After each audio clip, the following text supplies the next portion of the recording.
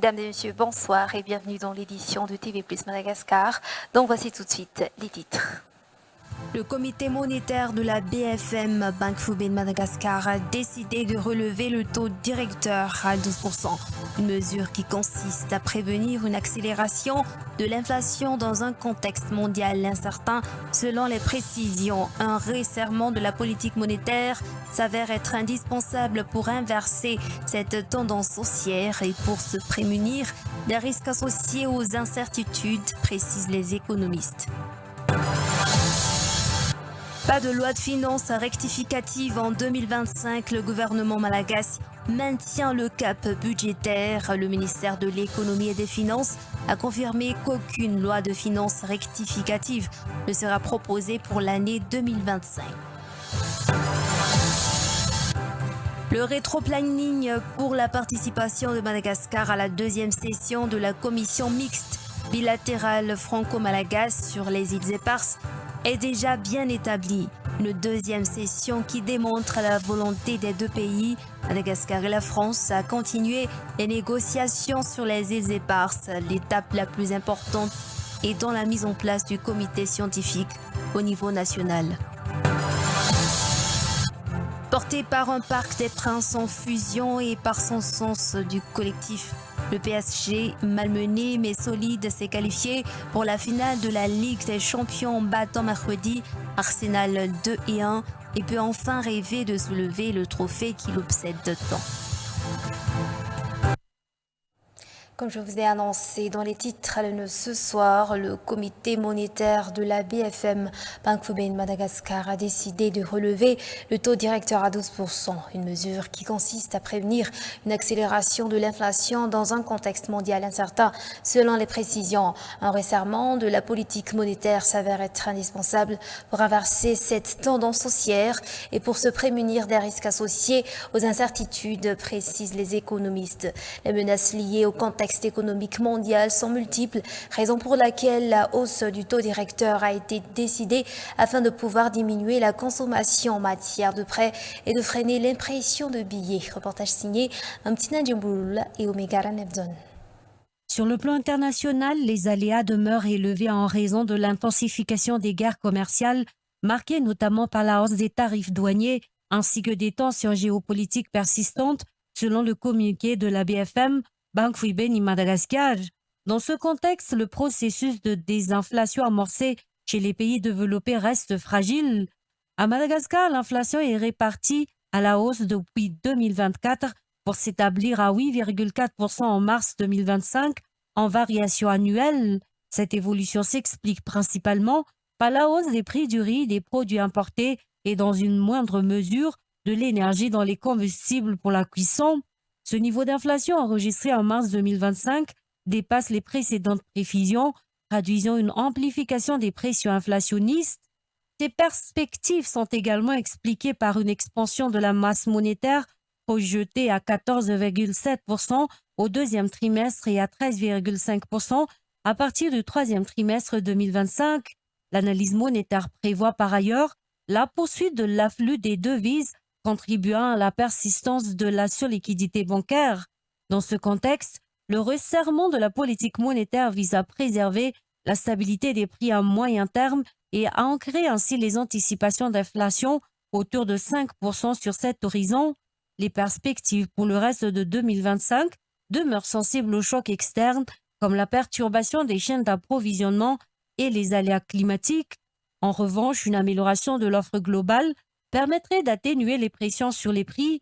La BFM se tient prête à ajuster sa politique monétaire en fonction de l'évolution des conditions macroéconomiques afin de contenir les pressions inflationnistes et stabiliser durablement l'arrière, d'après toujours ce communiqué.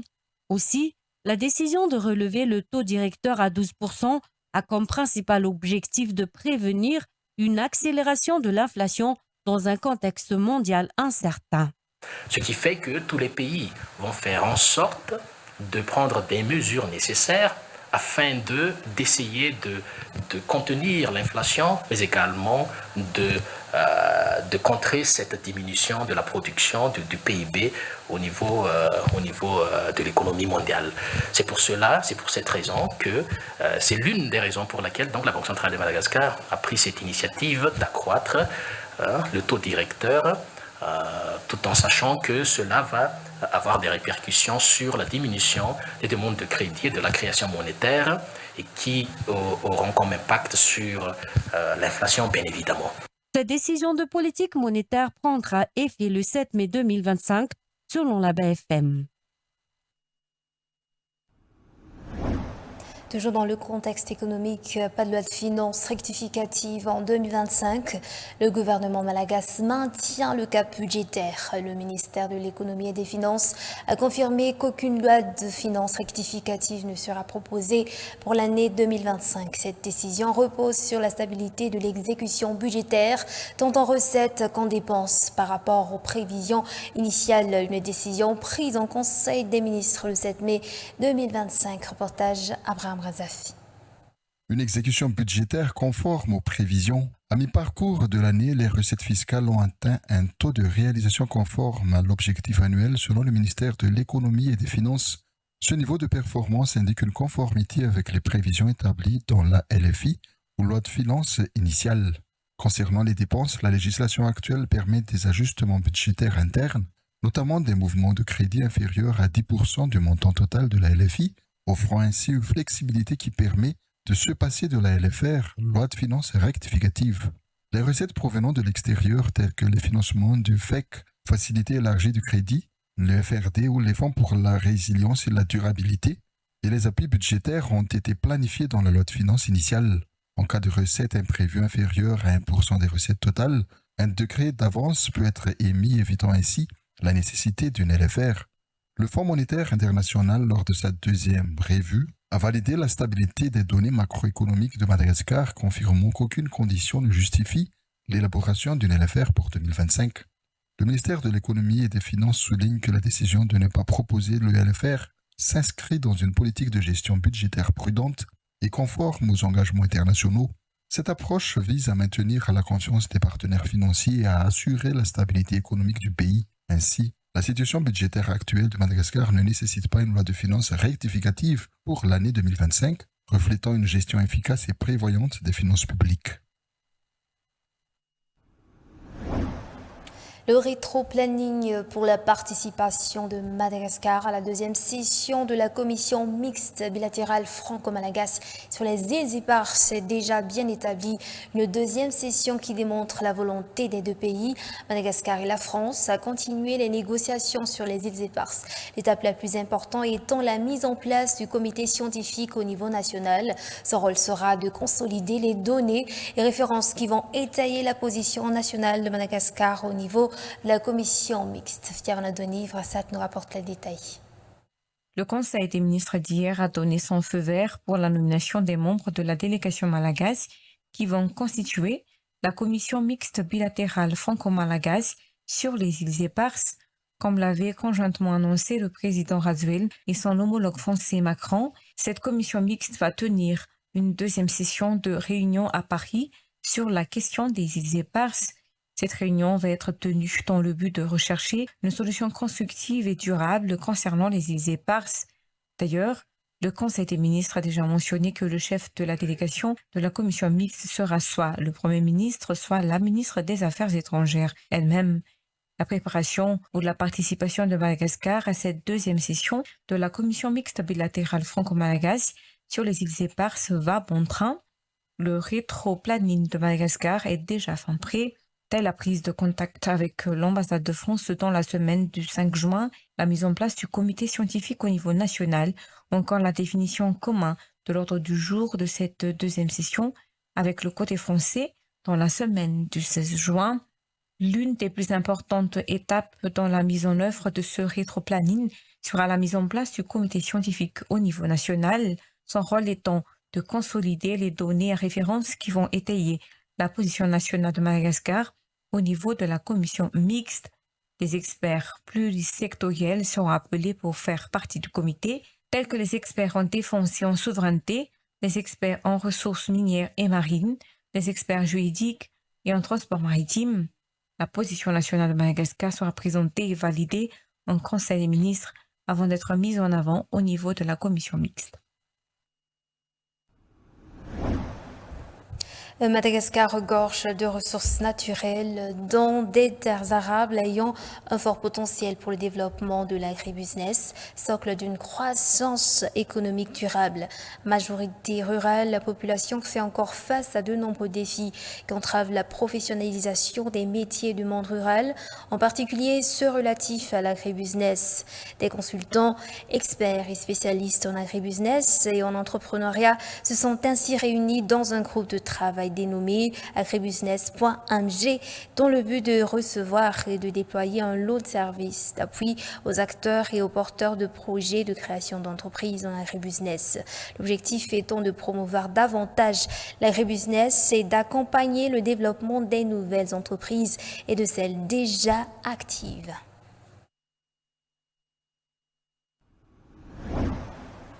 Pour continuer, les enseignants-chercheurs ainsi que les étudiants des universités publiques de Madagascar pourront bénéficier de formations dans différents domaines, comme ceux liés aux dernières avancées en matière de nouvelles technologies, notamment celui de l'intelligence artificielle, selon la délégation en provenance d'une université marocaine en visite dans le pays. Une collaboration qui ne peut qu'améliorer la compétence des enseignants et des étudiants en vue de promouvoir le développement économique et social de Madagascar. D'après l'ambassadrice malagasy au Maroc. Reportage. L'envoi d'étudiants à l'extérieur pour la continuation de leurs études et pour un approfondissement de leur savoir figure parmi les priorités du ministère de l'Enseignement supérieur et de la Recherche scientifique. Cette initiative va permettre aux jeunes élites du pays de participer à la définition des stratégies les plus adaptées pour initier le développement de Madagascar, notamment grâce à leur maîtrise des dernières technologies, d'après le ministère de tutelle. La collaboration entre ce dernier et une université réputée au Maroc fait partie des échanges établis pour atteindre cet objectif. À part le secteur de la nouvelle technologie, cette collaboration sera également étendue à d'autres domaines.